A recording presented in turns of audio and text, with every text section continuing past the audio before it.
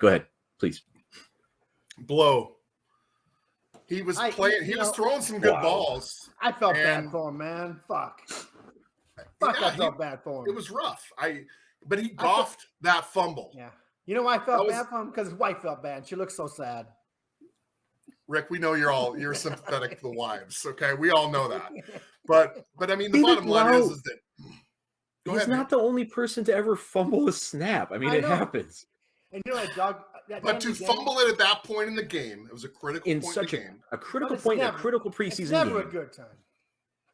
You're gonna play that game? Preseason games aren't important. Is that what we're gonna play? It was important. It might have cost him his job. Hey, but it didn't cost him his job. If anything, I think it put him in contention for Goff. And you guys know I'm a Goff hater. I hate to be it. I hate it, but I am.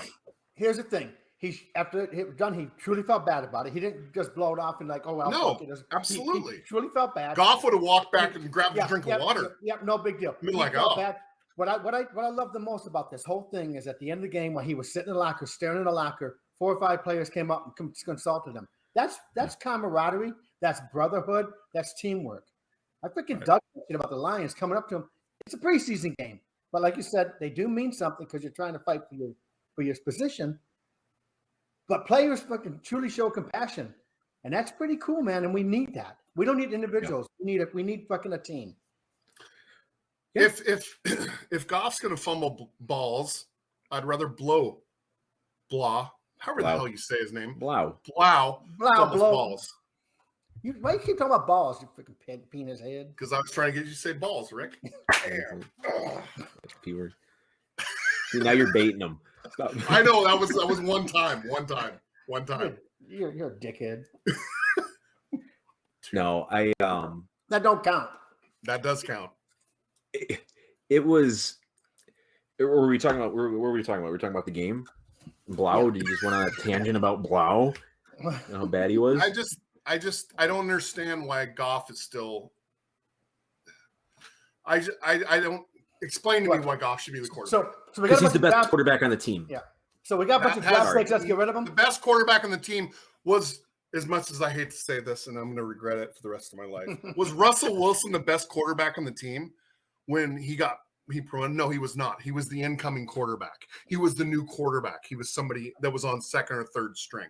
How many quarterbacks are not the best quarterback on the team that end up taking the team farther in the season?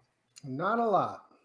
Are you trying to tell me that even as a rookie, Russell Wilson was not better than Matt Flynn, whose career accomplishment was throwing 6 touchdowns against the Lions in the last game of the season? 6 touchdowns was more than as a backup. It was more than Russell Wilson ever thrown. Matt Flynn never took a snap as a starter on the Seahawks. Not in the regular season. Russell had that position locked up before training camp was over. It was not a contest. You're not arguing me. You're stating facts that are simple you're saying facts. that you're saying I that want to Russell argue Wilson about wasn't... that Russell Wilson was not the starting quarterback when he came onto the team. And he was on the team. That's not what you said. That's not what you said. Yo, bitches, reel it back in. Let's talk about Blough. You said he wasn't the best quarterback on the team.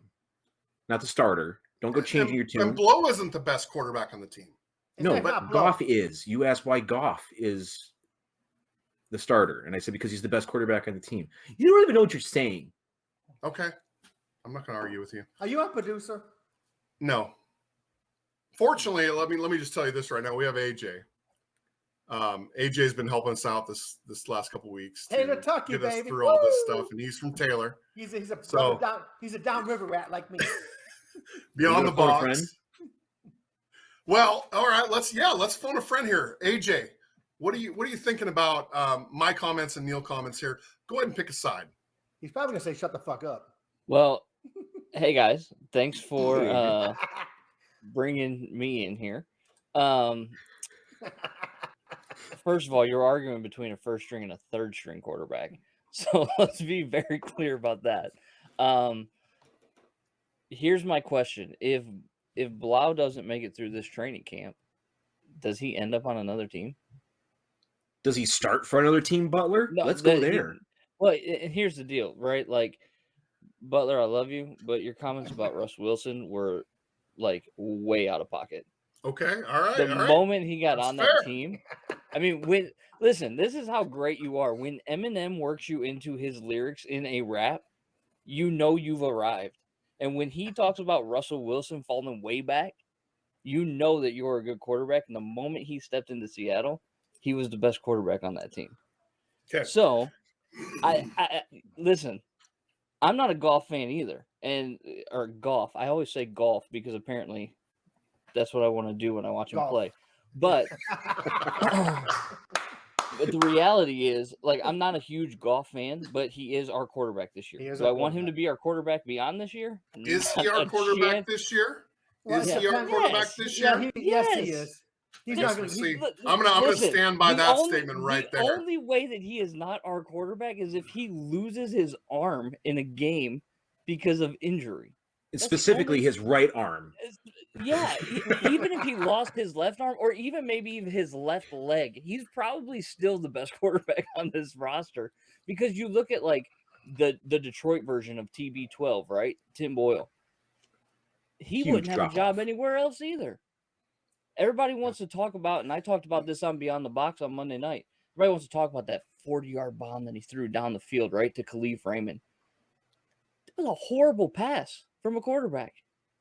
Speaking of horrible passes. You got to cover 2 defense that you fit into a window this big, and everybody's like, oh, look at that throw. No, it was a terrible throw. The quarterback situation in Detroit is not great, but I feel much more comfortable with Goff actually in it than I feel with any of the other two. All right, we're taking AJ off this right now. I don't agree with any of this.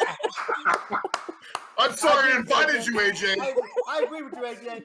But listen, but again, not a Goff guy. But for 2022, I am a Goff guy. Like, he's got to play well. Right. But I will also say, if he doesn't play well, that works to our favor.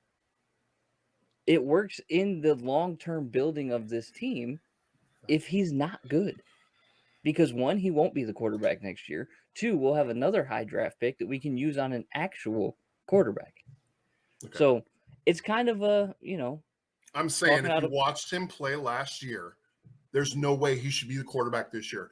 I'd rather give somebody else. I'd rather give a high school quarterback a chance. Because I said, the only opportunity that you had to replace him was when Baker Mayfield was available. Yep. That's it. Yes.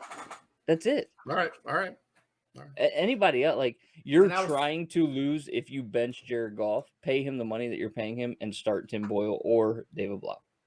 Like, you're legitimately tanking and can't even talk about winning or grit or anything else that you've talked about on Hard Knocks because it would be for nothing. I'm an optimist. I'm a dreamer. I don't know how that fits into this conversation.